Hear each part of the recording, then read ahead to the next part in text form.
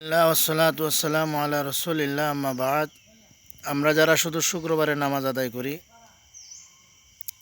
আমরা অনেকেই আছি তাড়াহুড়া করে ইমাম সাহেব যখন দাঁড়াবে নামাজে তখন শুধু গিয়ে উপস্থিত হই।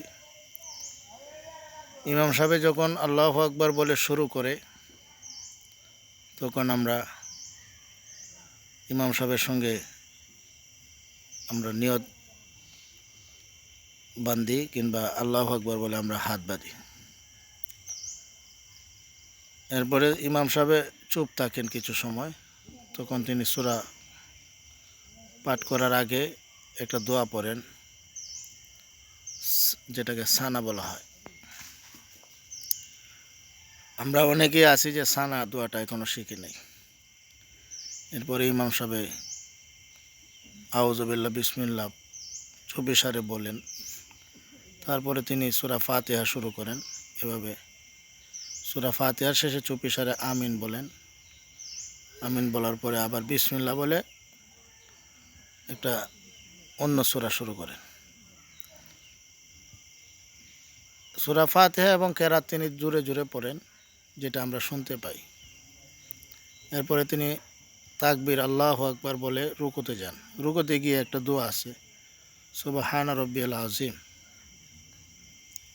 এটা ইমাম সাহেব চুপি চুপি পড়েন। আমরা কতজন আছি যে এই দোয়াটা শিখছি। এভাবে তিনি দোয়া পড়ার পরে সামি আল্লাহু লিমান হামিদা জোরে বলেন। এভাবে তিনি দাঁড়িয়ে তিনি রব্বানা লাকাল হামদ দোয়া পাঠ করেন চুপিসারে। এটা আমরা কতজনে শিখছি। এভাবে সেজদা আদায় করেন। সেজদার যাওয়ার সময় আল্লাহু আকবার বলেন এবং তিনি সেজদায় গিয়ে বলেন সুবহানা রাব্বিয়াল আলা। এটা ইমাম সাহেব চুপিসারে বলেন। এটা মুসল্লিদেরকে পাঠ করতে হয়। আমরা কতজনে শিখছি। এভাবে তিনি দুই সেজদা দেন, দিয়া আবার দাঁড়ান। এভাবে 2 রাকাত আদায় করেন। আদায় করার পরে তিনি বসে তাশাহুদ, দুরূদ শরীফ এবং দোয়ায়ে মাসুরা পড়েন। আমরা কতজন আছি যে আমরা তাশাহুদ, দুরূদ শরীফ, দোয়ায়ে মাসুরা শিখেছি। এক তো আমরা সারা সপ্তাহে নামাজে উপস্থিত হই না, অন্যদিকে নামাজের যে দোয়া কালাম আছে সেগুলো আমরা শিখি নাই।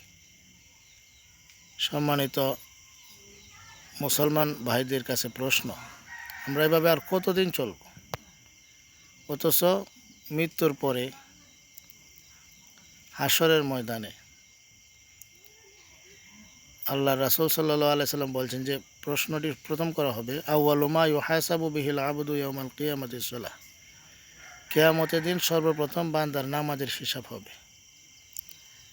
এই নামাজটার ব্যাপারে আমরা কত অযত্ন রেখেছি।